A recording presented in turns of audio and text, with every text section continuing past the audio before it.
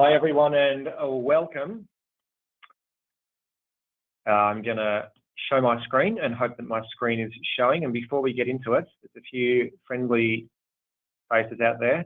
Those that know how to use GoToWebinar, just to make sure this is working, can you jump into the questions box and let me know that you can hear me and tell me what the weather's like where you are? Windy. Thank you, Andrew. Not bad here, actually. I'm assuming that means you can hear us, or at least one person can hear us. At least two people now can hear us. Okay, windy in SA. There we go. All right, we're actually just going to move straight into it. We will probably pick people up as we go along, but there is so much to go through that we're not going to stick around and wait for others. So welcome. For those who have never been to a webinar before or one of the Ironbark webinars before, you simply, it's just like a normal presentation, really. However, you do it online, you do it where you're sitting. You can ask as many questions as you like. You just go into your GoToWebinar control panel, as some of you have already done, to let us know that you're here. If you have any questions, GoToWebinar control panel, put in the question, and we will try and answer it. If we don't answer it today, we'll answer it later, depending on how we go, because we do have a lot to get through. If there's any issues with the audio or the video, please speak up as well and we can see what we can do. Again, it's just a matter of jumping onto the GoToWebinar control panel. All right, we're going to go around the country. We're going to do a bit of an update on South Australia. We're going to go through program basics based on our experience around Australia and how to implement these projects. We're going to play a game called Incident Report Bingo, which I realise is not actually bingo, but it's some sort of incident report game. Anyway, I guess we can try and think of a name for that. We're going to talk about Minamata, what that means, NDS and ACF, what those weird acronyms mean, and tariffs. There's a lot here. Smart City Ownership, SAPN update. We've got Tom Walker from SAPN who's going to give a 5-10 minute update as well and take questions and go through some Australian smart lighting pilots. And we also got on to Steve Nollis from the LGA to see if he could give us a 5-10 minute update, but he was busy today. Very apologetic that he couldn't make it, and I'm sure most of you would have attended the LGA briefing last Friday as well. We got a lot of questions in advance. You'll receive this afterwards, the presentation and the PDF of the PowerPoint presentation, so you don't have to go through all of these now, but I guess just to give you an idea of the sort of questions that we're getting. Fourth one from the left up the top. Thank you for whoever it was that asked that. I get my hair cut at Mink. Okay, let's jump into what's going on around the country. And there's a lot going on around the country.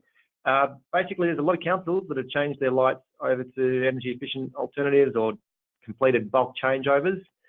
We're actually up to 112 councils and nearly 500,000 lights.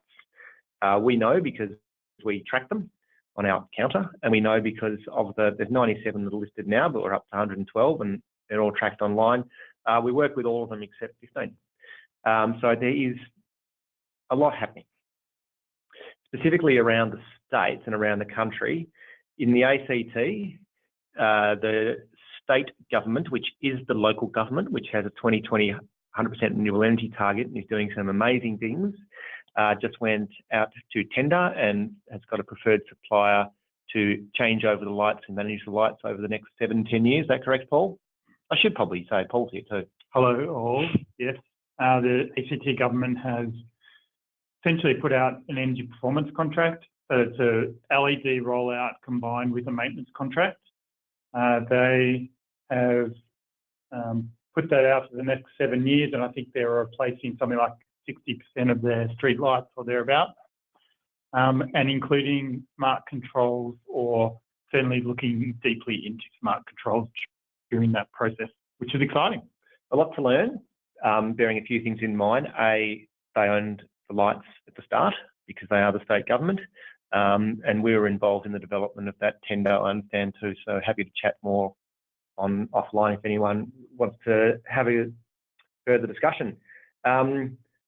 In the Northern Territory, we've got a situation where, again, the state government owns the assets, or owns the power and water Corporation, and those councils that wanted to take ownership of the lights were able to, and some have started to look at changing over to LEDs. Darwin, for example, won some money through smart cities, but generally the take-up has been a fair bit slower. Tasmania is actually moving quite quickly at the moment. So from being pretty slow maybe a year or two ago, what have we got there? We're working with the Local Government Association of Tassie on their rollout and negotiating with Tas Networks. Paul, what are we up to with Tassie? So 30% of Tasmania's lights have been replaced to LEDs, and there's other projects currently in the planning stage that'll bring that number up to 50%.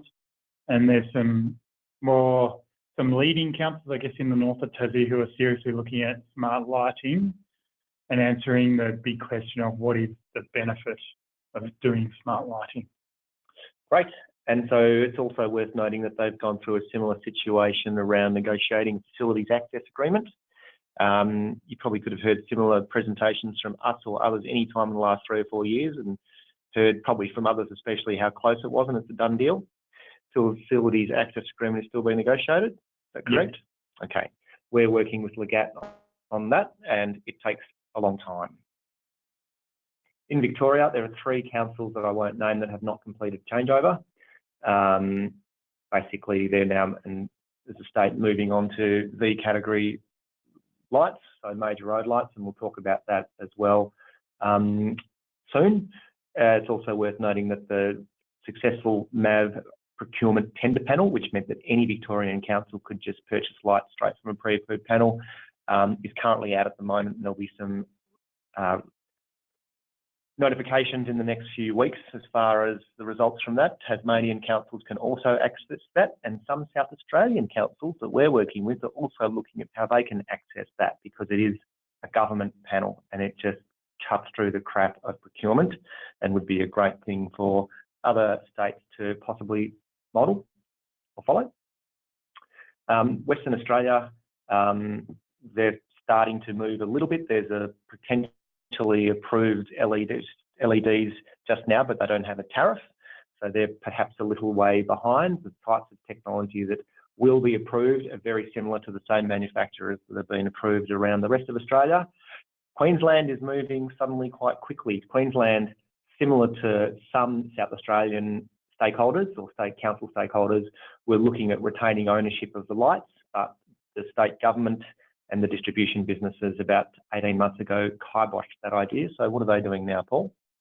So they're working closely with Energy Queensland on a joint approach to replacing lights and dealing with the fast approaching deadlines around regulatory change, which means they'll have to replace 60-70% of their lights.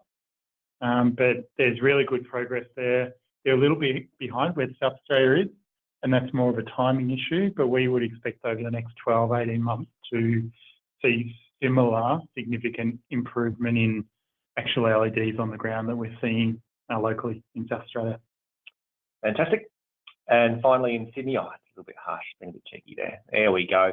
Sydney or New South Wales, there's 3 distribution businesses there. Endeavour Energy is the gold standard, I guess, where a lot of lights are being changed over, and they're looking at moving from a 15 to 20,000 project to 80,000. There's probably not much more to say there. The state government and the Main Roads Authority are probably a little bit behind what's happening in Queensland and Victoria. That be fair to say? Yeah, in New South Wales, there's a lot of planning, but not a lot of big projects at this stage. So there'll be a lot of action in the next 2 to 3 years, we expect. Great, fantastic. Just a reminder, if you want to ask any questions, go to webinar control panel. For those that have come in late, jump on, type your question. We'll see it, we'll answer it if we have time. Comments, anything's welcome, but if we don't have time, we will just move on. This is all pretty important because it does impact on what happens in South Australia and indeed in other states.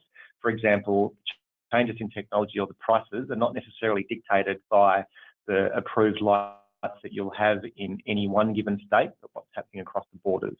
So in Tasmania, a few years ago, they approved additional lights, so it suddenly meant there was competition and councils could purchase more than just the Gerard Street LED, for example. This means prices go down in one jurisdiction and councils, distribution businesses in other states can leverage that. So it's pretty important to keep an eye on, I guess, what is happening in other states.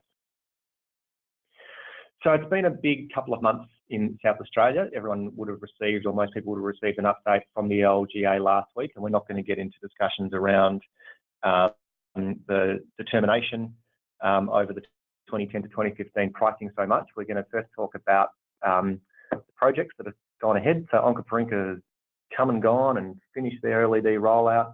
Marion and Charles Sturt are in the process. Mitcham as well. There are going to be others, I'm sure, but essentially there are now tens of thousands of lights that have been installed and or are in the process of being installed. And Tom Walker, perhaps he can give us an update on the actual numbers themselves, if he's got them. Otherwise, he can give us an update in his presentation. Being a little bit cheeky here. Of course, there's no war, but I think there's been from what I understand, and the people that we talk to, a distinct shift in the relationship between the key stakeholders. And so that is largely LGA and SAPN. The relationship hasn't been perfect over the last 15, 20 years. Potentially there's a chance to reset and start working together from here on in, which in our view would be a great step forward. And there's a potential of regulatory change, which we're also going to get into. This is when we start talking acronyms. So hold tight, we'll talk about what that means. Views that were put forward last week, information that I've seen floating around, we'll give you our view based on what has happened in other places. One of the questions that we got before here is the lessons from others. Bear with me. What I'm going to do is we asked 4 or 5 councils who have completed or are in the process of completing this project what worked. If you see any typos here, it's because this is unadulterated and basically just copied and pasted everything. And we said what worked. Have a read. This is one of the 3 or 4 wordy slides that I normally would not even be allowed to have in a presentation because we try to not have words, but this will be sent round post-project and you can have a look word for word at the sort of things that work, not getting hung up on regulator and SAPN issues, having a business case prepared, get internal support through the finance section, working with others, relationships comes up a lot. And that's not surprising considering that's what we've learnt from 95 of the 112 other councils Australia-wide that we've worked on. Missed a point there. Very, very willing elected members. Yeah, it's pretty straightforward, really, to get this one over the line. It's a great payback period. You're saving a lot of money, and every day you don't have an LED up, you're paying 4.5 times the energy cost of everyone else that does. We also asked, what would you do differently? We haven't put names to these because we said we won't put names, and can you let us know exactly what you would do differently? And again, here are the sort of things that came out here. I like that one at the top, to get the staged approach. So often in the modelling stage, you look at whether you're going to look at a 2, 3, 4 year rollout. It absolutely makes much more sense to do it all in one go. There are significant cost savings, realistic around time frames. It does take time. The distractions around the LGA business case, some found that a distraction, working with like-minded councils who wanted to move forward in ways that might be done differently.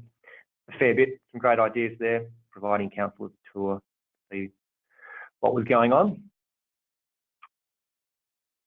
All right, we've got a poll. We can do polls on this. And this is a really early, quick poll. John, told you we'd do a poll just for you.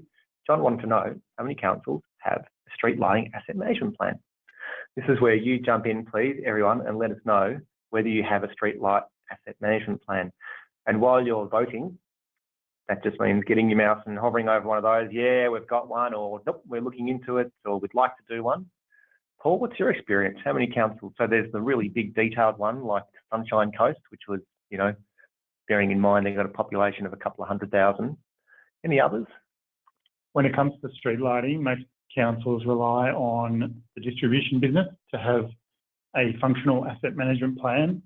The reality is both distribution businesses and councils need to plan for and understand at least the capital implications and the cost implications of street lighting in the long term.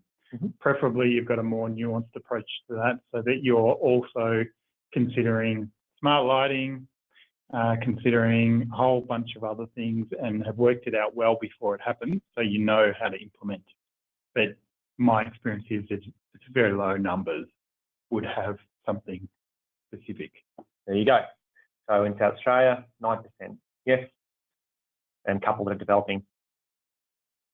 Sound about right? Yes. Yep. They'll be passed on afterwards, John. I hope that answers your question. Tends to be a rich council question too. If you're rich with lots of streetlights, you definitely should have one. If you're small and rural, then you're really relying on the expertise of your maintenance providers. Thank you. So program basics, I'm going to whip through this quite quickly because if anyone, and I'm looking at the attendees, know that most people have been to our webinars before, you will have seen these 5 points. And we're going to especially really quickly move over the first couple because most have, or a lot have developed business cases already, but we did have a few questions that came in on the webinar sign up, which was the process for developing a business case, how do we build a business case, and comparing the SAPN tariff cost benefit analysis on this. A business case is just the logical first step, and you can either do a really simple one, and without giving too much away, if you were to Google Unley City Council business case brief, you'd be able to find a copy of theirs online, or I can email it through. Or there are those that are a lot more detailed that can run into the 100 pages looking at all the different scenarios around whether you want to change your major road lights, your decoratives, whatever it might be. But suffice to say, it's essentially a basic document that tells you what's going to happen if we do this and what's it going to cost. You do need to have a bit of an understanding of more than just, the prices and what's happening today, because just as important to the business case, for example, is the energy price today, but what the energy price is going to be in 2020, 2028, 2032. Same with maintenance pricing. So when we develop these, we look at all those and have a set of assumptions that'll try and assist. The second stage is funding the damn thing. And it's interesting, there's a few things that have changed here. Traditionally, there has been federal government funding, maybe 5 or 6 years ago, but it hasn't been for a while. There are options around the emissions reduction fund, though, that have come up recently. So we can put you onto a very good friend of ours and a very good friend of yours, if you're interested, who is working with an organisation to actually develop the carbon credits. If you are going to go down the track of changing your lights, you definitely should look into the ERF. Our expectation would be it's a pretty small amount of funding that you'll get, but you'll get something. Bearing in mind as well that there have been 0 street lighting projects that have been funded through that federal mechanism so far. Smart cities is an option. A few people asked about the smart cities funding. For a straight rollout, it's very unlikely, I'd suggest, that you're going to get funding for it. You'd absolutely be eligible, but the merit criteria might fall over a bit. This stage here, interestingly, throughout the rest of Australia, is quite straightforward. The business case will demonstrate the laydown there to do this project. In South Australia, a lot of the work that we've done over the last 18 months has also involved council briefings, probably because there has been a lot more confusion over the last decade, really, and conflicting advice. We've been giving a certain bit of advice, and there's other advice that's come from other stakeholders, other consultants in the LGA, for example. So getting in front of council can often make a bit of a difference there, so they can get all their questions answered. Defining a project is another area where it's been quite different, the process that councils have undertaken in SA, those that have started the project, because there has been very little or no design preparation, which surprises us, because you do have a once in a few decades chance to actually make some improvements through your lighting. You're about to change over thousands of LEDs, and best practice, without a doubt, is undertaking this process. We'll be discussing this a little bit more when we move into smart lighting pilots and why design can be so important. Paul, have you got any comments on that? Why do a design? Well, it's a bit like asking a builder to quote on building your house without having an architect designing the house itself. So by not doing a design, you're not thinking through properly what it is that you want from your street lighting system. Ultimately, the purpose of lighting is to improve road safety and serve your community. This project is, as you say, once in a generation opportunity to change that. So, then there's the details, specifically what you do during the design process and all the rest. But the reality is, for less than 1% of the project cost, you get to properly address the policy and strategic issues associated with street lighting for the next 20 years. All this sort of stuff. Yeah. Okay. We'll get into that in a bit more detail later. Another question around this, decorative. So we might ask Tom later on an update. He'll provide an update on approved lights, and he certainly did send something around to all councils around new technology. Our traditional approach with decoratives, Paul, how do you deal with the fact that you... Yeah. So in the past, decoratives have often been removed from the project, so you haven't replaced them.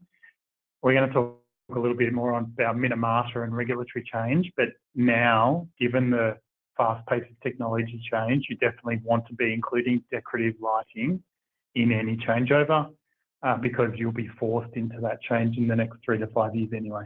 Would you start with your standard PCAT and then VCAT, or because we're moving, you might just do everything at once then? Or does it depend on budget? I think the first quote of what you should do everything at the same time, makes a lot of sense. Okay. If you are going to do major roads as well, my personal view is you have a 3-year project. Yep. The first year is you work out how you're doing. Yep. And the design and all the rest. Yep. The second year you do residential, and the third year you do major roads, and decoratives just blend into either residential or major roads. Okay, there you go. That's interesting. So that is a change based on Minamata, and it's worth bearing in mind then that it's probably in this design stage when you want to start looking at what the cost of decoratives are, because instead of a couple of $100 per light, you're looking at $600-700. So then I guess whether or not you want to be changing them at the start or later will come into it as well. Not really. You have to do it. Okay.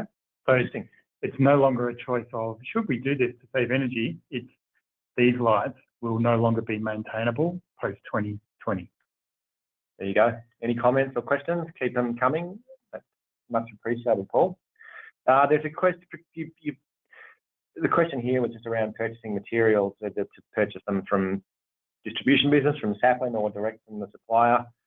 Essentially, whatever gives you the best price would be our advice, ensuring that you're complying with your procurement policies and the law. As I mentioned at the start, the best price is not necessarily what you're going to find in South Australia or in Victoria or in Queensland, because there's a lot happening in other jurisdictions that impacts on that price, and it changes a lot.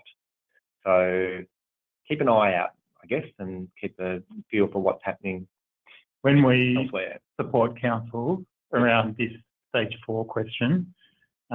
Usually, if councils are directly engaging SAPN, for example, we will do benchmarking of price based on prices nationally. Yep. So even if you're not actually going to market or tendering yourself, you can still directly assess the value against market-tested pricing. And that's what we've done in every other state too. And the same thing happens with installers, for example. If a distribution business says this is what the installation cost will be, we can test it with what the market says, because there are 2 of the 15 Australian distribution businesses that allow contestability to the extent where councils go out to the market. And we know what the market says per light. At the moment, it's probably just worth pointing out that the cost from SAPN is and really has generally been in line with the average of what the market would say as well, which is a positive thing. And finally, management and or oversight. So someone here asked, why is there in management? Because SAPN are the project managers. What are your thoughts on that, Paul? Bearing in mind what happens with, say, Powercor or City Power or Endeavour, or insert any other distribution business in Australia? So I think you're going to play incident report bingo shortly. Yes. So this will give you one sense of the sorts of things that can occur. The main reason for management is the same as any council and how you would manage a contractor or a project. Our experience in South Australia and other states is that it's very helpful to have an experienced project manager on the council side who can ask the right questions and understand how to address specific nuance within projects.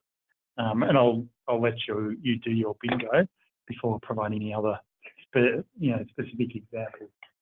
Okay, so it's not really bingo, it's more just like you get a choice.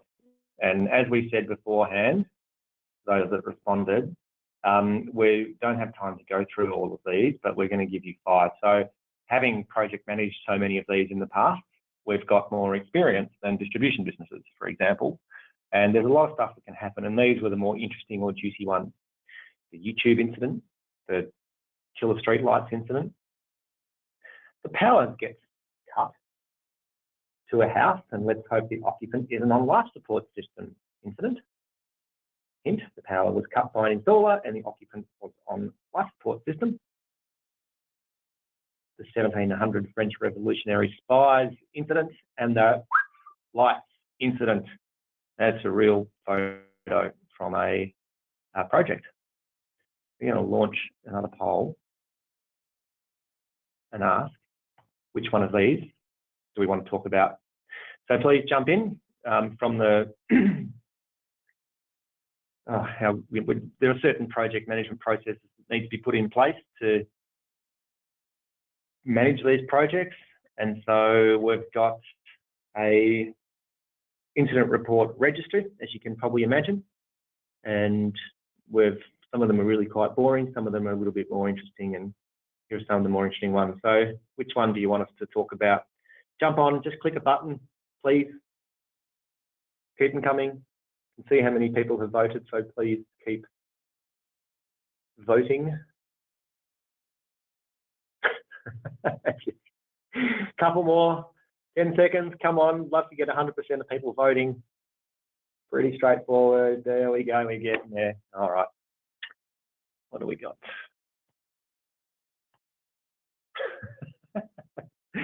Okay. Am I allowed to say fuck? Oh, No. Okay, sorry. So that lights incident, we'll talk about that, and then we'll see, maybe we'll just quickly touch on the catastrophic killer street lighting pole incident. So basically, there's a bunch of installers out there, and some of them are really good. There's a bunch of people who handle lights, and some of them are great. We do depot audits, and when you're looking after a light, as you can imagine, there's quite a few things that you need to keep an eye on, including how they are stored. This was a photo that we took doing a depot audit from an installer who, of course, will remain nameless, about 4 or 5 years ago. Probably not the best way to do it. Possibly the better way to do it is that throughout the depot audits, which involves checking things like ensuring that the lights are stored properly, undercover, off the ground, because of rats and other bits and pieces, and there's about another 10 or 15 things that should be done with these lights. Otherwise, you'll lose your warranty. These are actually pretty big issues. You certainly don't do this. So what would normally happen in this situation is that you'd be registered as a non-compliance issue about the storage of the property. It would be documented, there would be warranty claims or other bits and pieces, and then you would negotiate with the installer, the supplier, council and everyone else as to how you're going to deal with them. Any other thoughts on that, Paul? Yeah, so the key thing is that if you're engaging a contractor, they're responsible once the lights are at their depot. We actually had an incident probably 2 or 3 years ago where around 1,500 lights were left outside. It rained, they were all damaged, and there was no warranty coverage for it because the installer had not put them in the right location. And so the council lost 1,500 lights times $500 or whatever it was at the time. So that's a good example of what not to do. Okay.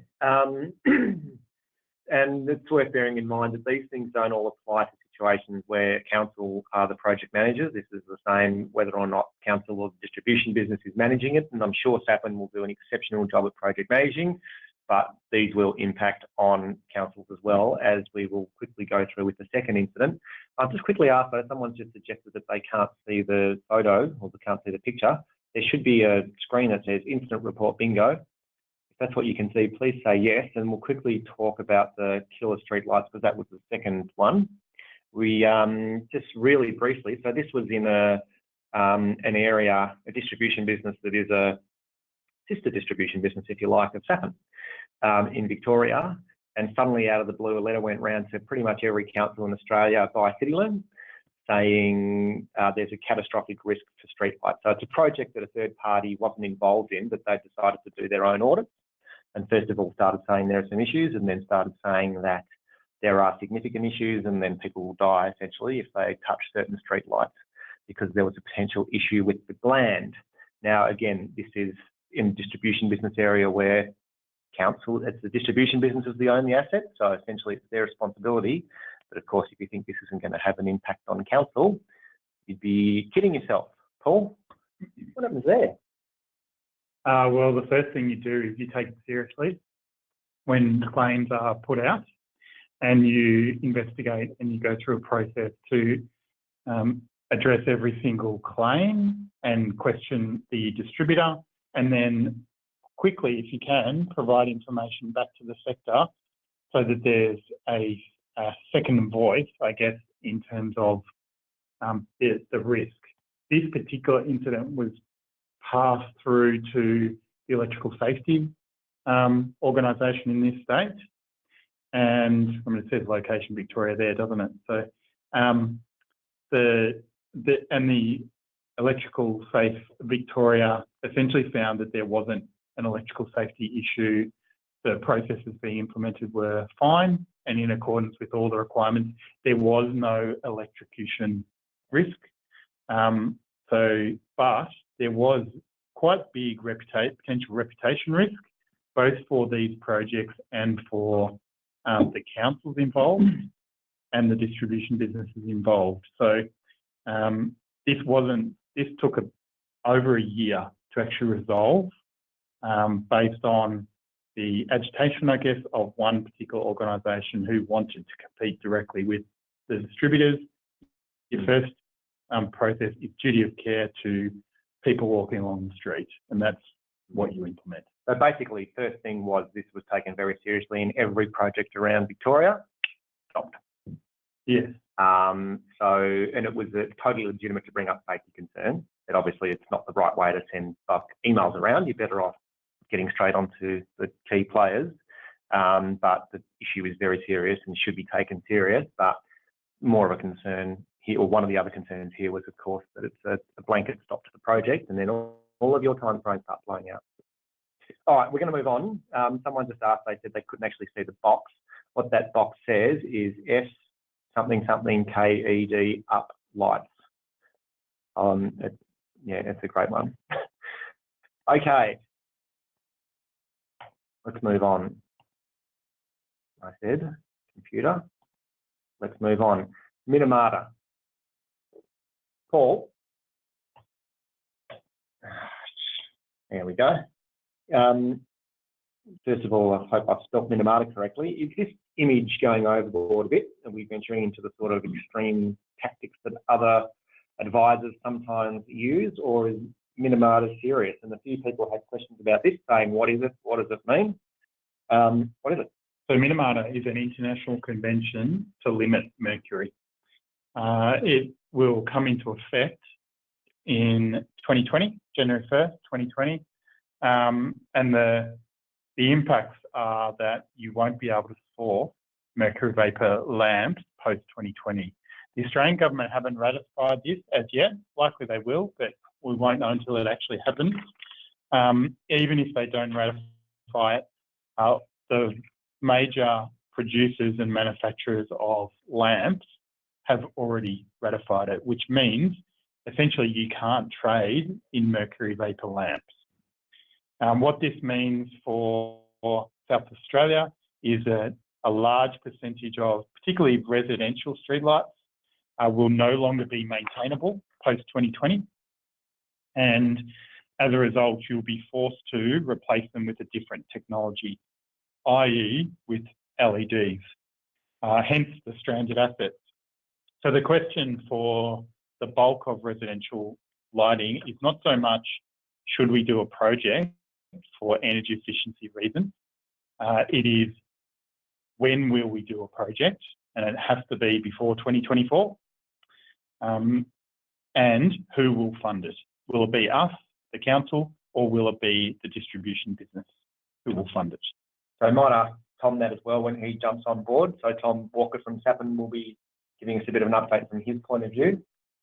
There's a question around, well, why don't we just wait for the DB to do it and then we don't have to pay? Is that how it works? Yeah, you can do that.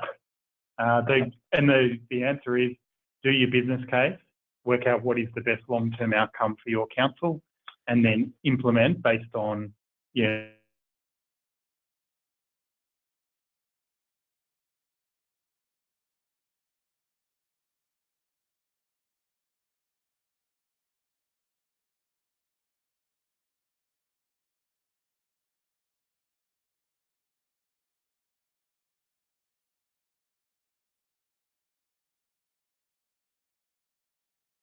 Hang on a minute, what's going on? I hope people can still hear us.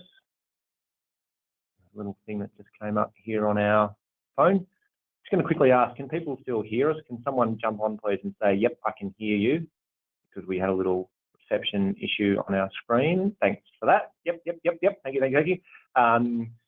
It's a matter of then working out whether you're best to fund it yourself. If a distribution business is funding it, then you're going to pay, and we would generally advise that you're better off funding it yourself because you can get a better rates through your own rates or through financing it and borrowing the money somewhere else, as opposed to what's essentially, in our view, borrowing it from the distribution business. Okay, tariffs from NDS to ACS, and a little bit of a discussion on prices. So we've had a few councils ask us about this potential change. I'll first of all tell you what this potential change is.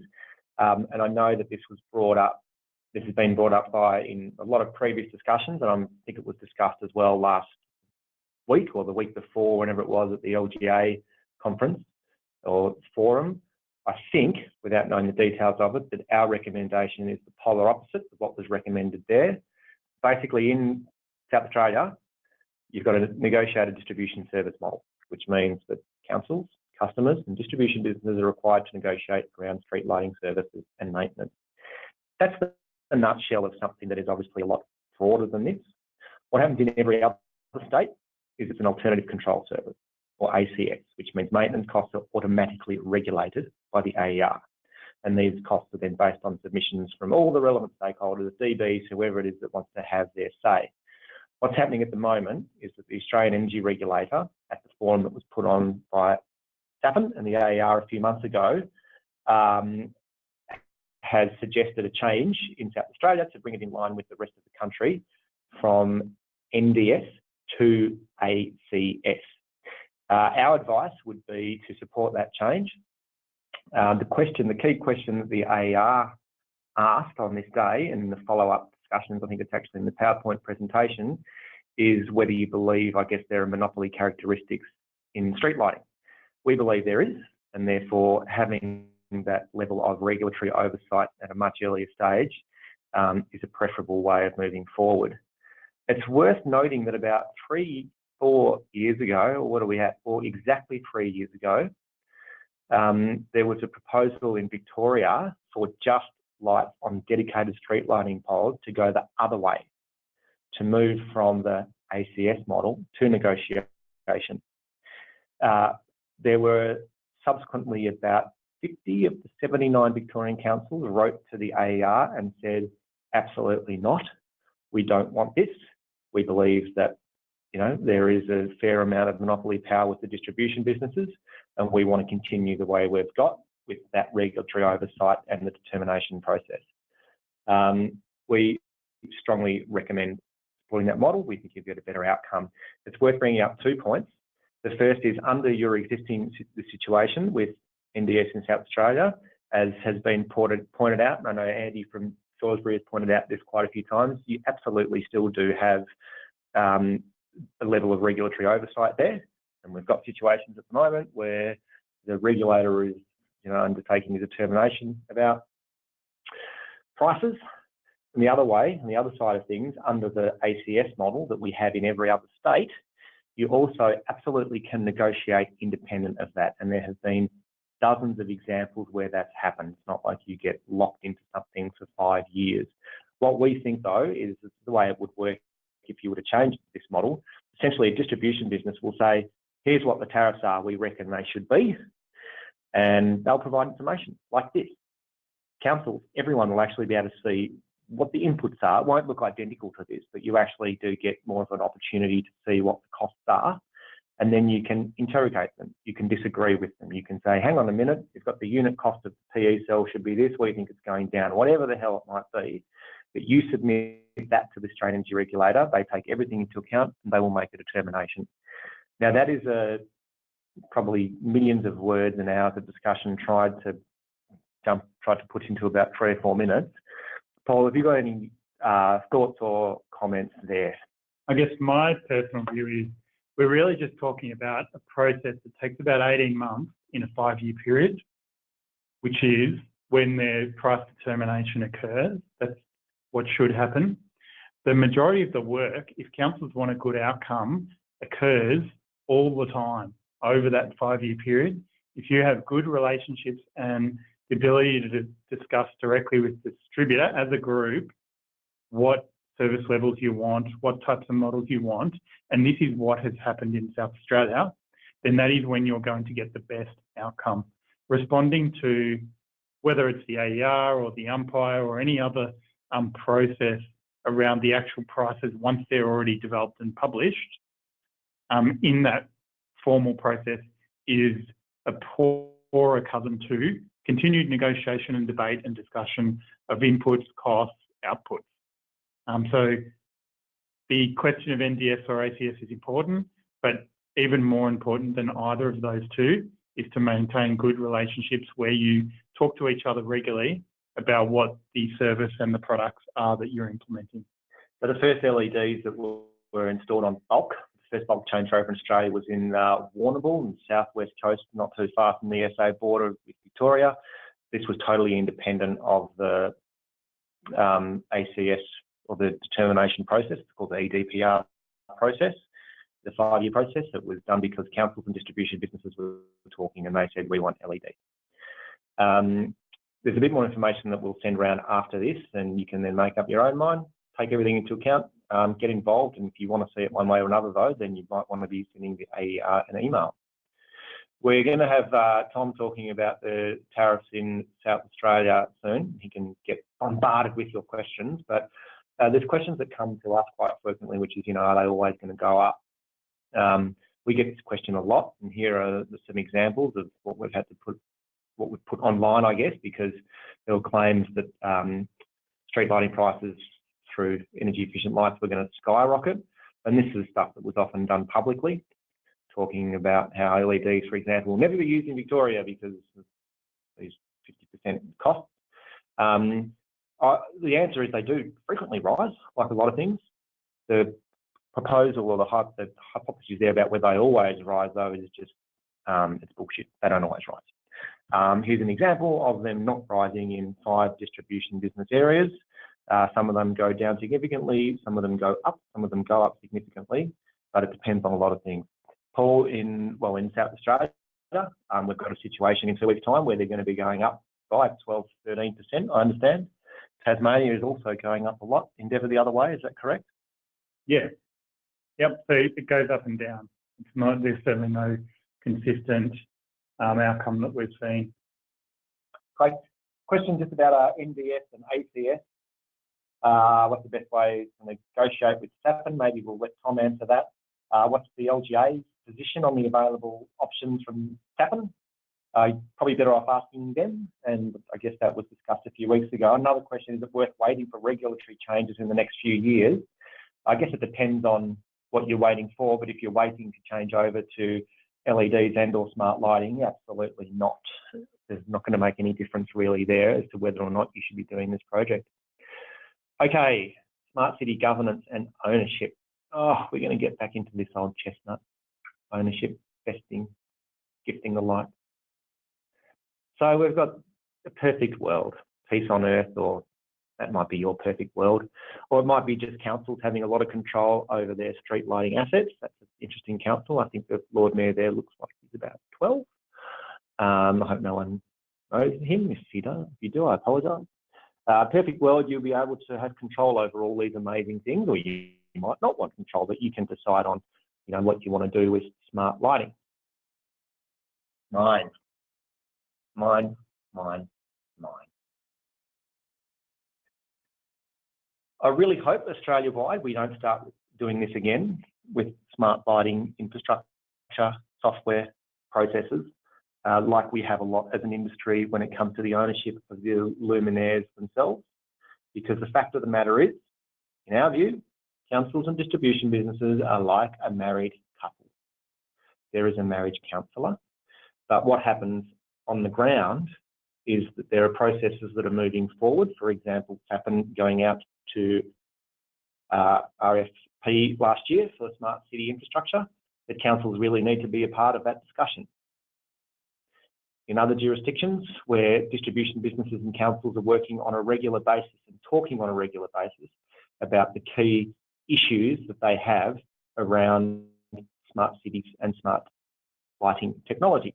For example, City Power Corp meet with councils and us on a regular basis to go through the areas of focus and what they're interested in. And this could be applied in any distribution business around Australia. For example, you can get councils and distribution businesses, there they are with all their money.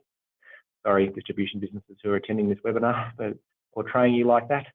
And saying, look, here are the things that we want to talk about. Here are our first principles: data availability and ethic of transparency and openness, for example. Now, luckily, the situation at the moment is that I'm quite sure, I think that the SAPN are looking into something that ticks all those boxes. They're having an actual documented process that incorporates the things that councils want as a whole, potentially something representative of all councils and not just a handful that are squeaky wheels and or talking to SAPN, would be generally the best approach. And we're going to pass to Tom Walker, our very special guest from SAPN, and get you to give us an update from your point of view. So we'll move on. I'm going to control the slides. We've asked Tom to give an update and he's happy to answer any questions as well. As I said, we would try to get Steve. Couldn't make it. We're recording this and we'll send a copy of it to anyone else that's interested. But give us an update on what's going on, Tom, and I'll moderate the questions and bring them your way. Okay, Lex, next slide. So the first thing is probably the hottest topic is tariffs. We published the updated tariffs for 2018-19 last week, and it's in a big ugly document on our website. I can give Lex the link if you're interested, but it's on page 44 if you're looking for it. Starts on page 44. The letter we sent, or I sent out to all councils or all public lighting customers yesterday.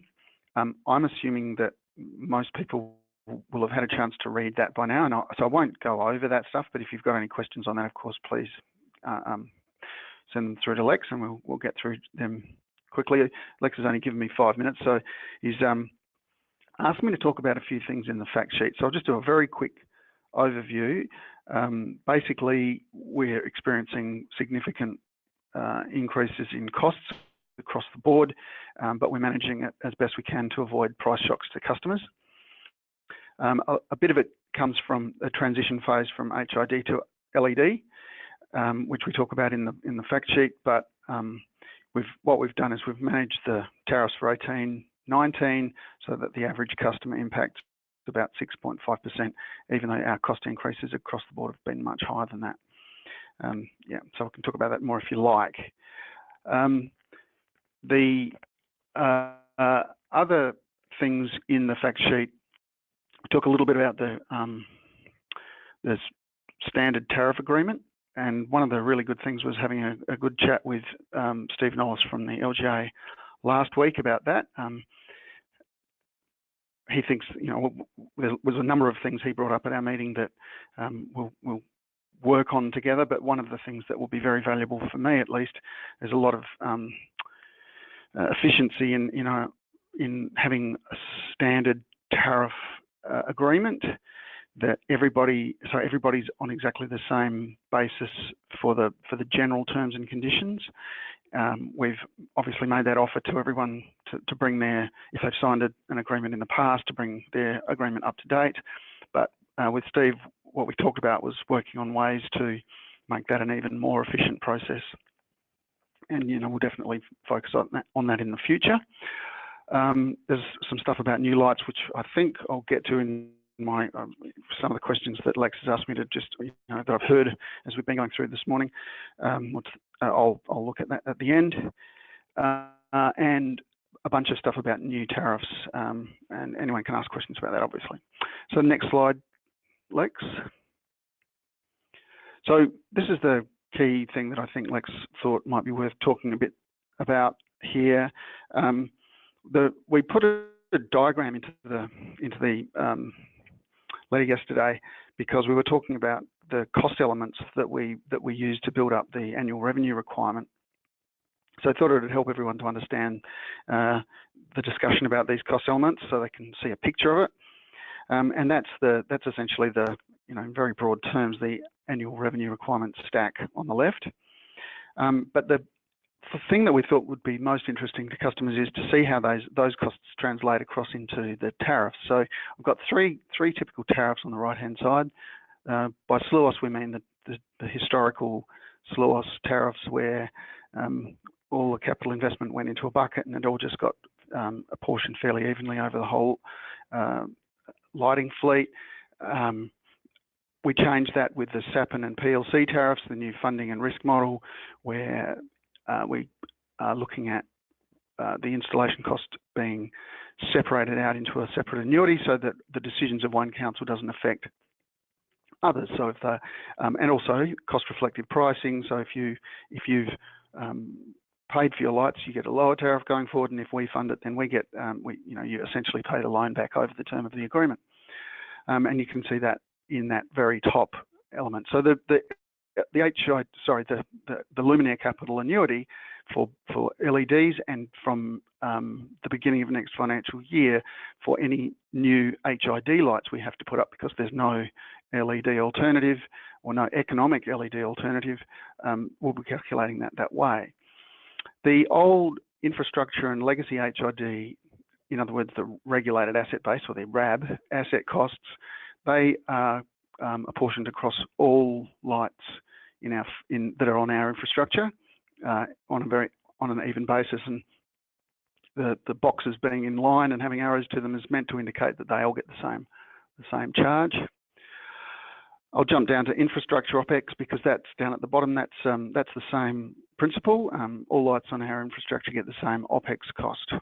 One of the things that we talked about with Steve Nollis was that maybe there's a time to draw the line in the sand on some of those issues too, about and move towards more cost-reflective tariffs going forward. But with the investment in the old infrastructure and the vesting of whole URDs to SAPN networks, all the electrical infrastructure anyway, we need to think through all of the implications for that. So that'll be quite a big process, and it could be fraught, but hopefully we'll be able to work something out with that. That's something for next year. With the OPEX, that gets complicated because there's costs.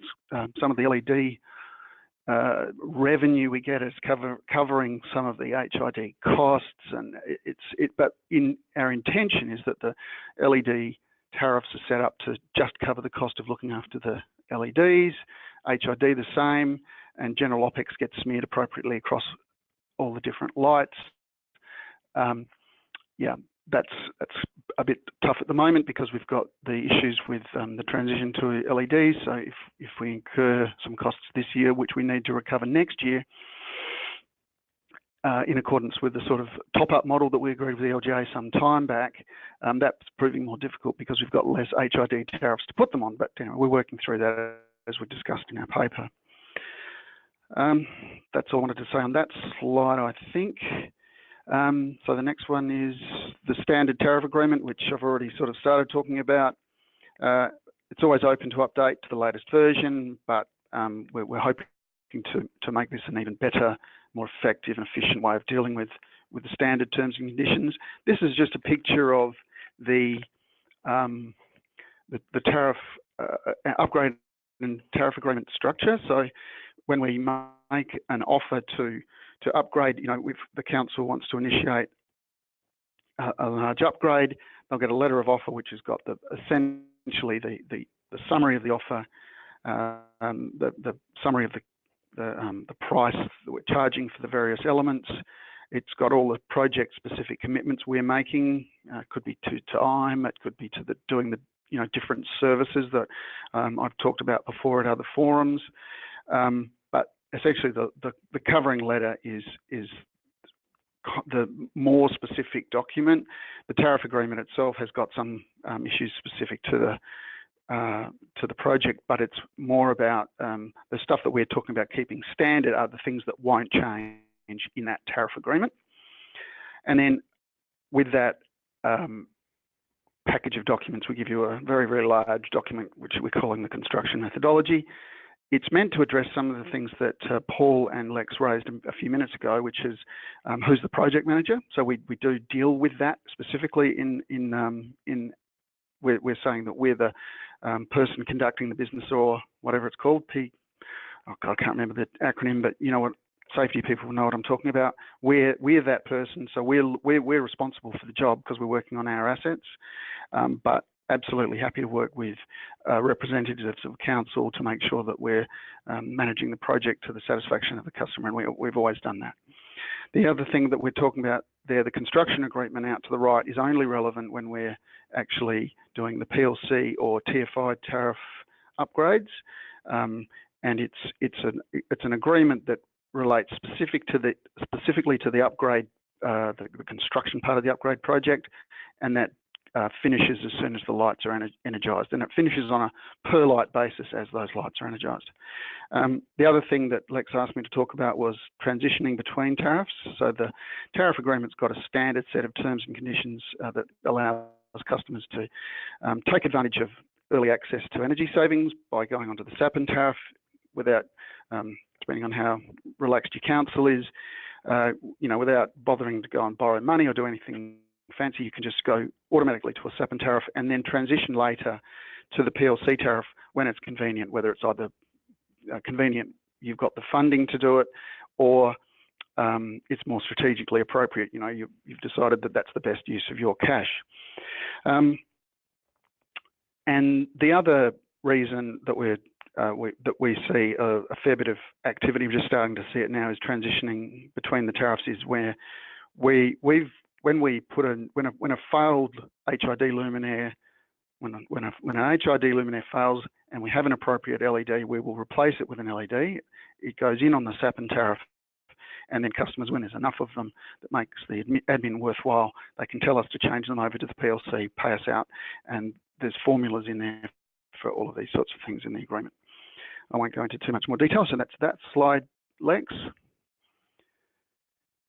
And the last bit of conversation is to do with smart lighting, as Lex has done a nice intro for me. We did an RFP some time ago. We've been working with a couple of preferred suppliers for a while. We've kind of narrowed it down even further now, and we're really at the coalface. I think I've got in my inbox an offer for us to do a smart. It's essentially a network monitoring project, smart city project, which we will need to set up smart lights to facilitate.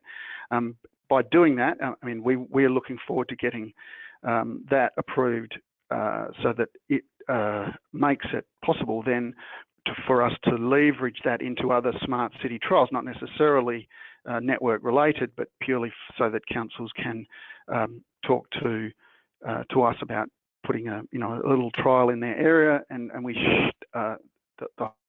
getting this first project over the line is critical to doing that, because we'll have the foundation then to leverage into trials with councils. The big thing we've been negotiating over the last 6 months is to get appropriate pricing, which essentially boils down to getting low fixed upfront costs, and I think we're pretty much there now. Again, I've been expecting the actual final pricing proposal for some weeks now, and I think it might be good because it's been so hard to get it out of the supplier. I'm hoping so anyway. The next steps are that we'll get this offer. I think I've got it now. We'll seek EOIs for trials from customers, and then we'll build and prototype some commercial models with customers. So as we've done So far, we've been collaborative with a small group of customers. It would be great to broaden that discussion out to a much larger group of customers. But I'm very, very hopeful that we'll be doing something really concrete very soon. Lex, do you want me to talk about those other questions you asked as we were going along? I've got a couple of counter questions and some comments. Yes, please. If you want to keep going on that, and there are a few others that I've got here too. Yeah, sure. Try and get to them quickly, but please do. I'll do very quick stuff. So deals, I mean, what have we, in terms of the tariff agreement contracts, so far we have signed up approximately for the replacement of about 33,000 lights. And we've also done, I don't know, 6, 7 or 8,000, I'm not sure, of pepper pot asset management type replacements. We've got offers in front of customers of another roughly 10,000 that are being considered, and we're working on another 2 at least offers right now for another 8,000.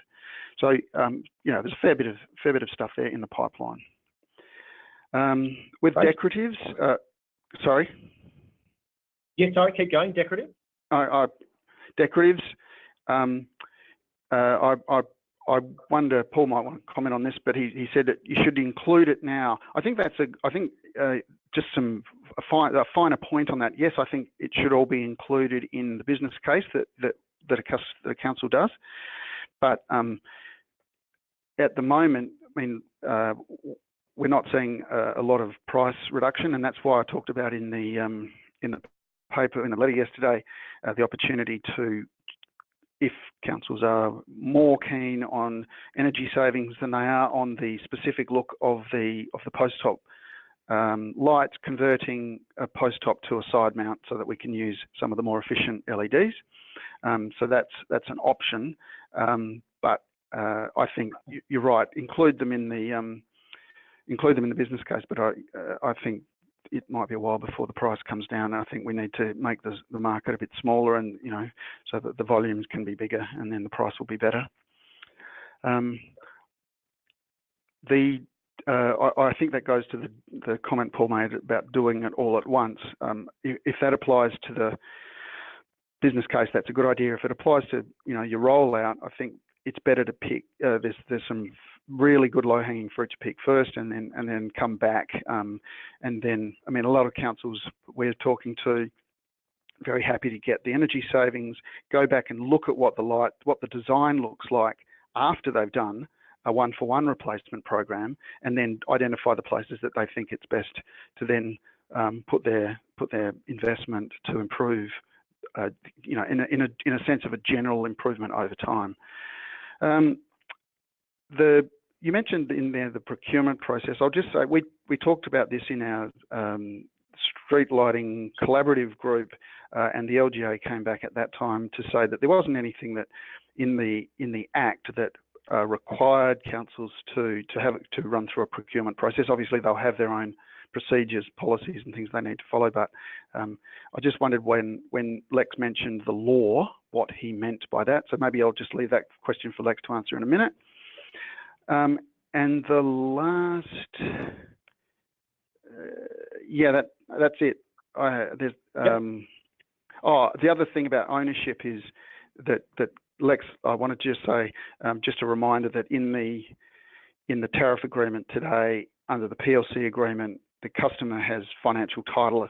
My terminology, financial title to the luminaires. It doesn't mean they can do anything with them other than is agreed under the tariff agreement, but they have that comfort that if they invest the money, they can capitalise it, depreciate it, and if in the unthinkable case that SAPN Networks became subject to some sort of insolvency agreement, they'd have a claim against the insolvency practitioner or whoever he was. So that was the other thing about ownership.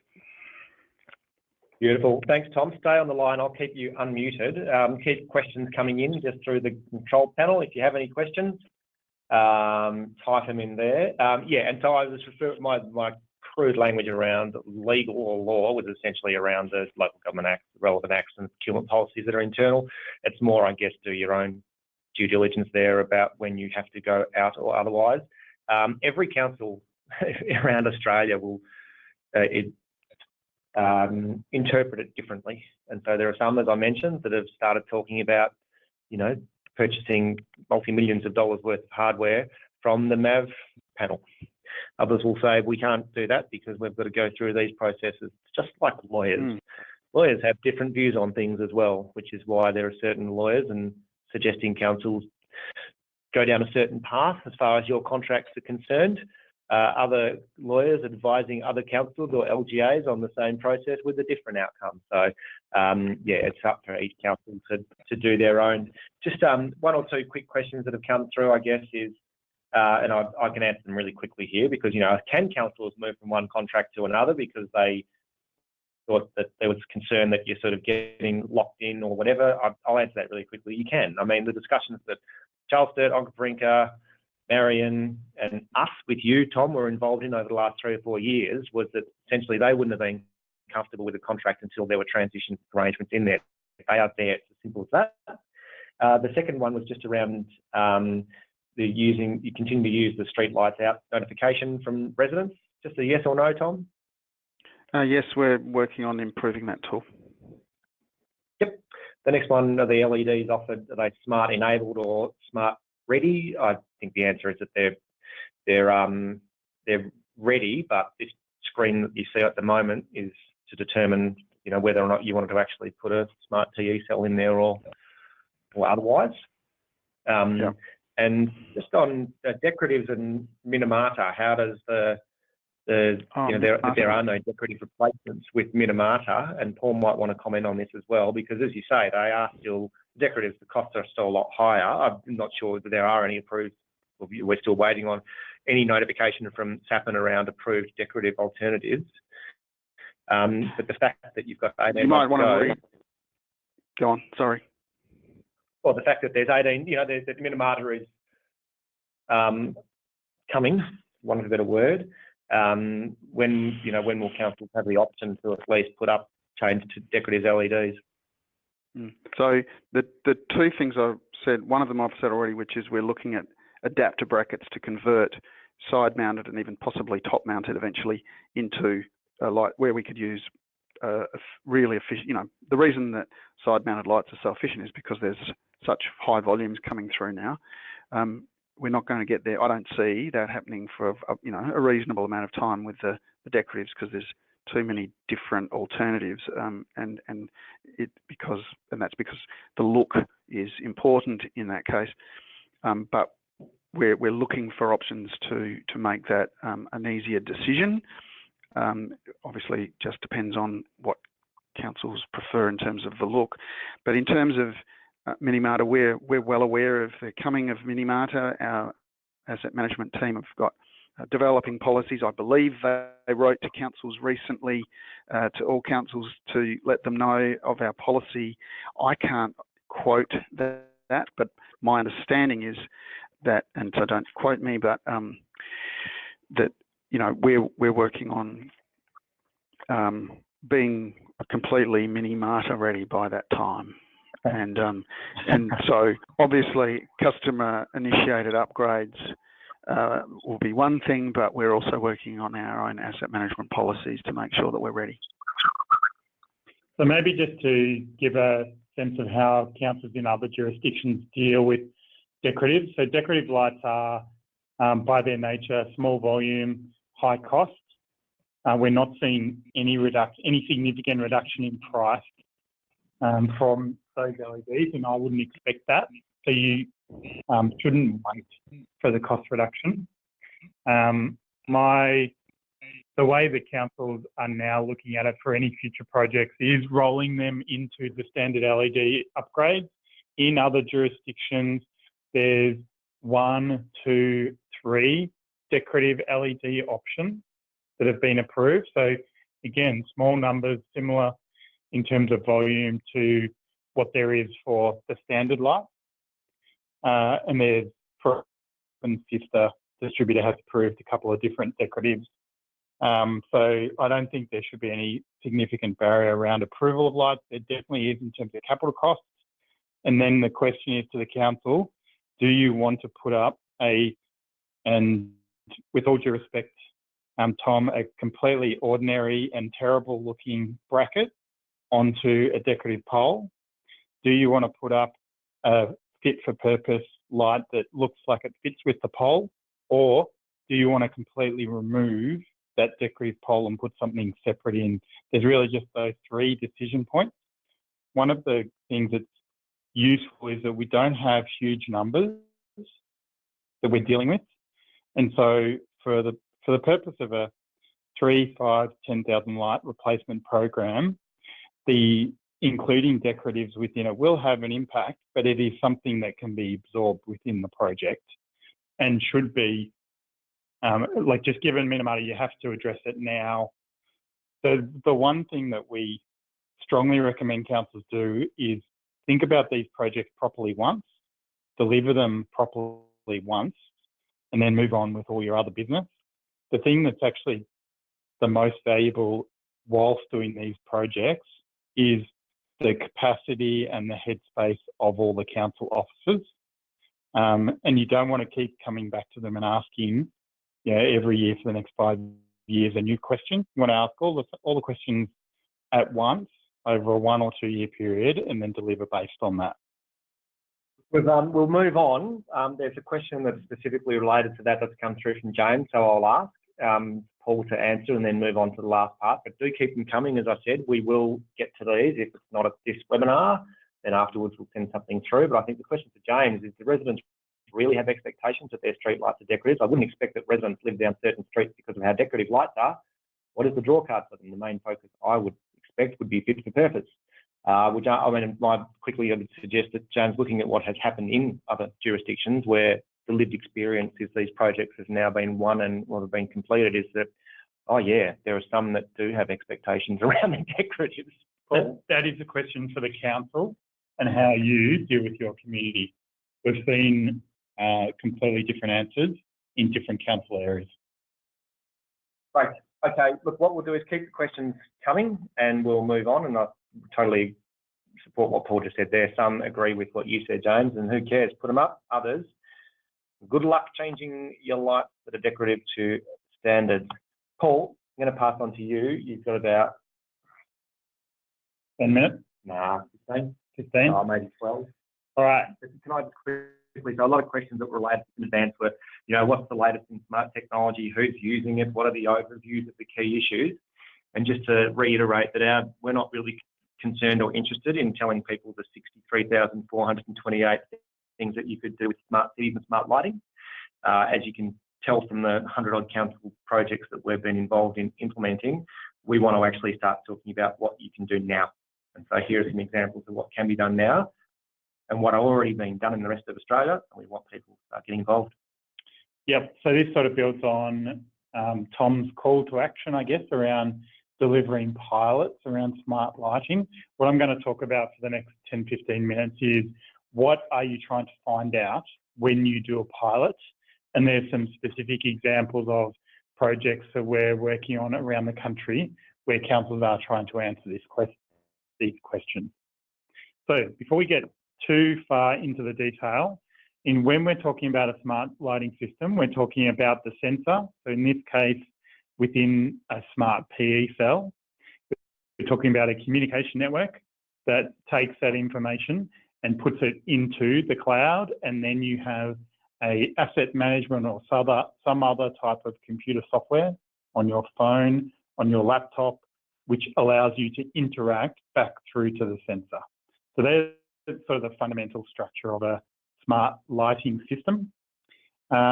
In terms of the types of things you might look at for a smart lighting R&D project to understand the value of smart lighting, I'm going to talk a little bit about a project around urban heat that is happening.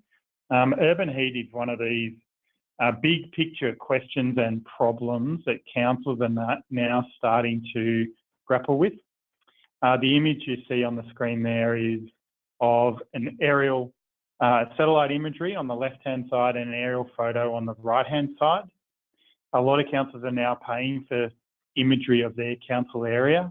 For a satellite image, it might cost between 5 and 10 grand. For a point in time, what is our temperature? An aerial photo photographs can be anywhere from 30 grand to 100 grand, and again is a point in time. It's obviously very helpful because it tells you where is it hot, specifically in our council area, and then it helps you think about what you're going to do about that. Wyndham Council in the west of Melbourne is doing a specific study pilot on urban heat. They have installed 1,000 smart connected major road lights in their streets, and as part of that, the PE cells actually tell you the temperature in the cell. And so they're getting this sort of data, which is telling them the daily temperature, 15, 30-minute intervals in that location. The particular pilot and project that they're doing is simply answering one main question, which is, can we take this temperature data from our light and use that as a proxy for temperature in the street? Now, it's not as simple as it sounds because there's a heat source there, which is the light, and also 7 metres up or thereabouts. So there are different characteristics around heating and wind and other factors that will need to be taken into account. However, the project in this pilot is to correlate the temperature in the lights with the ground temperature, with the aim to then create a live heat map of their streets. They have 20,000 streetlights in total, I think, in this particular council area. So 1,000 is really just, it's a pilot and a taste to see whether it's possible to do this project. The other part of this project is to work with the distribution business, Powercore in this case, to understand what data are you getting, how frequently, how can we access and use that data. So the data itself is important, but the agreement between the council and the distributor is just as important and has ramifications for other pilots. Why would you want this data, or what could you use it for? And the answer is it's as broad as your imagination. Wyndham see potential benefits in terms of road and streetscape design. They'll be able to use this data to understand the direct impact of changes to footpath design, changes to tree canopy and types of trees, and they'll get real-time data immediately on the impacts of what they do. They'll then be able to use that to replicate or redesign other areas, and it'll influence their overall design standards. They'll also potentially be able to use this data to target key areas where there are residents who are at most risk from heat stress, the elderly and the very young, or provide the data to other organisations who can do that.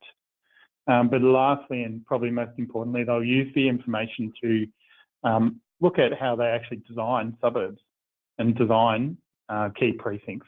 Is there fundamental things we need to do differently? All of this is potential benefit and will only be relevant if we can correlate the data in the light to the actual temperature. So this is really just to give you an idea of a trial and the very specific nature of it in order to add to all of our understanding of smart lighting.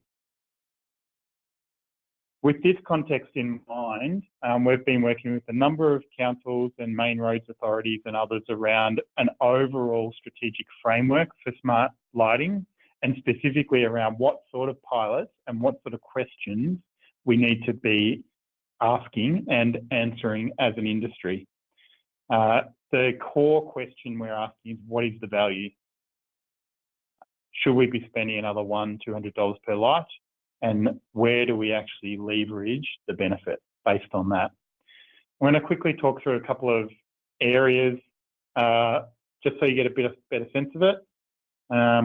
So example pilot projects in these slides, which will be sent around, we rank them in terms of, is street lighting the right technology to use?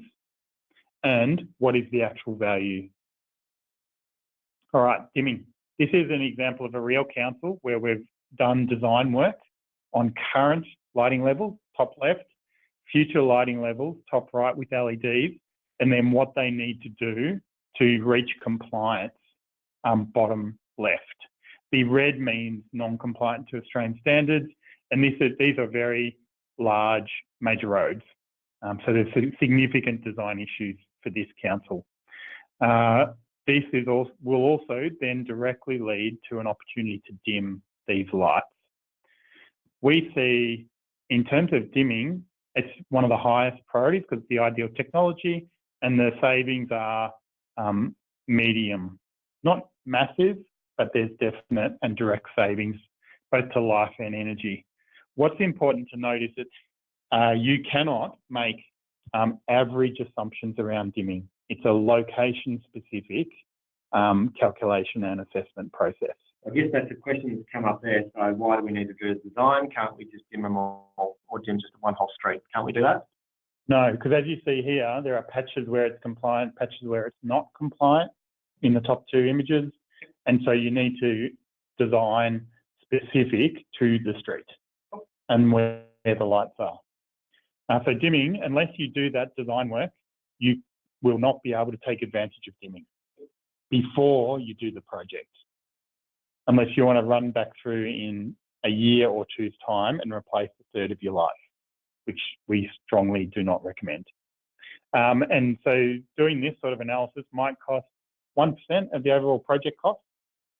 So it's, in our view, certainly worth it for the major locations, questionable for residential areas.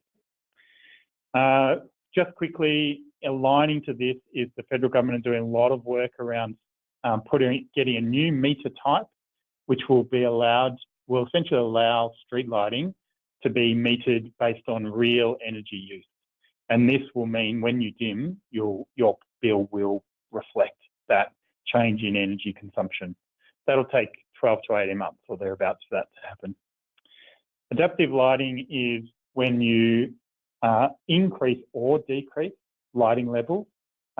Typical examples are if you've got a street festival and you want to actually increase light outputs, you might have key intersections where there might be an accident, you want to increase it for that purpose. You may actually want to significantly reduce it for a festival as well. So you'll only be able to do adaptive lighting again if you do the design work. Road safety is probably the biggest potential opportunity and priority. And road safety from the perspective of cars hitting things is a factor of the driver noticing it and then acting. So street lighting is a really important component of that. A trial and trials we're looking at currently are focused on maintenance and how that improves safety over time, but also compliance. Asset management is really a function of time and quality, largely. Will smart lighting systems improve the timeliness of, reduce the amount of time asset managers have to implement projects and improve the overall quality? We've already talked about heat mapping.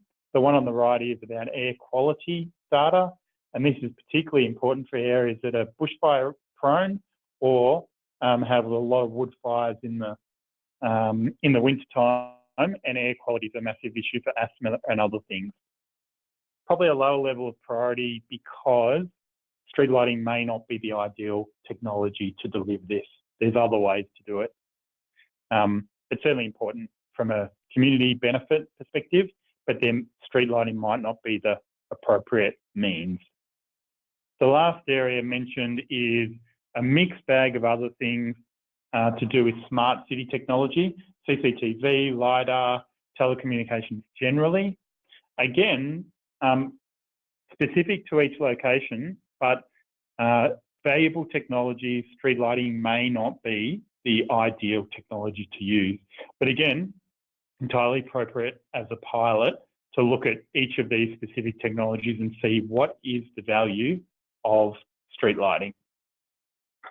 Thanks, Paul. We're actually going to ask now, we've got 5 minutes to go, another poll, which is to try and get an indication of the priorities. And so you can tick as many of these as you like, but Paul's just gone through and talked about dimming, adaptive lighting, road safety, asset management, and then the non-lighting pilots. You can tick as many as you like, but have a jump on there and give us an indication of the sort of things that would be of relevance or interest. This isn't signing up to an EOI or anything like this. We'll be collating this information and adding it to what happened and results from other Australian councils, and we'll send it round to you, only if you fill in the poll, please, so you can get a bit of an understanding of, I guess, what councils consider to be the priorities. Keep your questions coming too in the last couple of minutes. Anything that we can't get to, we'll, of course, talk about later. Last couple of votes. Come on, what would you want to do? What's a priority or what's not a priority? Give us an idea of where you would move to. Okay, there we go. Road safety, asset management. Can you remember, Paul, what happened with the other councils? Is that similar? Yeah, I think asset management was up the top too. So yeah, that's interesting. Great, and as we'll send this round, thank you everyone for jumping on there. That's really interesting to get a bit of an indication of the sort of priorities. There's a few quick questions that have come through. One of them was just in general in regards to a street lighting changeover. Should we do an audit first, like go out there and actually order your lights? Would say, hell no, because if you're looking at changing your lights, why go out there and check them all if only to go and then be there a few days later to change them all? Once you complete an LED changeover, you've essentially got a brand new lighting layer and an audit anyway. That only makes sense if you're doing a design process during the project, in which case it doesn't really matter what the current light is. What matters is what you want it to be in future. Someone said, should we sign the SAPN contract? Yeah, you probably need to get your own advice, but certainly I wouldn't suggest getting any more legal advice. I'd suggest talking to Charles Sturt, Oncar, or whoever it might be, just because they've done it.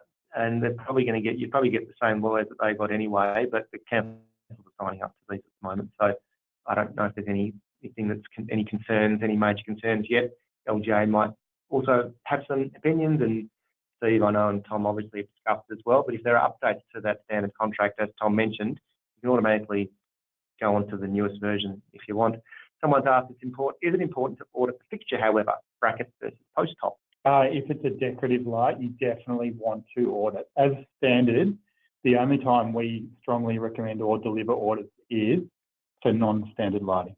Yep. And you can do some of this, having been involved in, as Paul mentioned before, dozens of decorative audit projects. A lot of it you can start by doing desktop Google Street View, but there are limitations each time, and so you get a certain amount of accuracy the further you go. So Street View, for example, might give an indication of the type. Is it a Toorak? Is it an Alpha? Is it a Greater Western Sydney, or whatever it's called, Parkville or Burke Hill? There are so many different types of decoratives, but then also what colour is it? Is it dark red? Is it red? Is it magenta? And it can get quite mind-boggling. So it's a bit depends on the council. And James, I guess what your, as Paul mentioned before, how much you care about getting it to be the perfect replacement. Someone else just asked about the Emissions Reduction Fund. Let us know, we'll pass on. We know of about 2 or 3 organisations now that are aggregating projects, and one in South Australia, Adam, who, you know, we'd certainly suggest having a chat to about that, because he's very trustworthy and absolutely knows his stuff. What are the costs of the design? For 5, 10 to 20 grand, depending on number of lights. What are the costs of the pilots, Paul? Those 5 or 6 little options that you had there. So we strongly recommend budgeting at least 30 to 50 grand for a proper pilot. Yep. That includes installing some lights and assets. Desktop technical theory, that's all good, yep, but it's only when you actually do projects, put them in the sky, and then measure outcomes and how you interact with them. That's when you have a pilot of high value. After this, we'll be sending some information around. First of all, a survey to see if you enjoyed what we're saying, or whether it's relevant or irrelevant, or what you would like to hear more of or less of. And we're totally comfortable hearing what you'd like to hear less of as well, and we won't continue down that way. But we're also putting out expressions of interest for those that want to get involved and actually lead the way with one of those pilot project areas, and we'll put you in touch with the group of councils Australia-wide who are looking into it, what they've been learning, and make sure that all those learnings are being shared. And again, there's a lot of smart city and smart lighting networks and discussions out there, but our focus is really on delivery and learning from it and making sure that it's all being shared. A few more questions that have come around blue light and health colour temperature, which we will have to get to another day and send through separately, which we absolutely will in the coming days and weeks. Finally, don't go yet, one more minute, please. There's a lot of asset people here today that might not be as interested, but those that are interested in broader sustainability and climate, doing a webinar next Tuesday looking at science-derived emissions reduction targets. Sustainability Victoria, state government has engaged us to deliver these webinars, and anyone can attend. So if you or your sustainability crew are looking at getting targets and what it means, come to that for free. We also worked with ICLEI and BZE recently on a really broad local government climate review, and you can jump onto our website and immediately download that straight away. You don't have to plug in your details or anything. You just click on a link and you will get that document. And finally, a lot of people were notified about this webinar through our newsletter. A lot weren't, through word of mouth. Subscribe to our newsletter. We don't send around weekly digests. We don't send around, information that's happening in the sector. There are other ones that are better at that, but we will send around notification of these sort of things, and you can unsubscribe any time, but we'll miss you if you're not subscribed. So I highly recommend you just jump on and check that out. All of those three things just on our website. You can find the info or let us know. So the presentations we've made available post-project. If you give us feedback, we'll also send you through our information on NDS and ACS, as previously mentioned, and highly recommend you speak to others as well. We'll just give you our thoughts and opinions and not be afraid on passing those on. And there are others that disagree with us, and that's totally fine and great. Speak to them too. Finally, thanks to Tom. Really appreciate you jumping on board, taking some questions and giving us an update. And those that haven't received that update from SAPN, there's a lot more detail on where things are at. I guess you can email Tom. It's probably the best way to go about it. We've got a copy of it as well and can just forward it on, but it gives you a little bit more information. And thanks also to those 4 or 5 councils who gave us their learnings at the start, and we said, what are the 2 or 3 things that work and 2 or 3 things that you do differently? When you get our PowerPoint, you'll be able to have a look at them because they were quite wordy. I think that is all for now. All of this will be collated. Really appreciate everyone coming along and asking all of the questions. Thanks, Paul. Thank you, Lex. And we will catch you next time. See you later.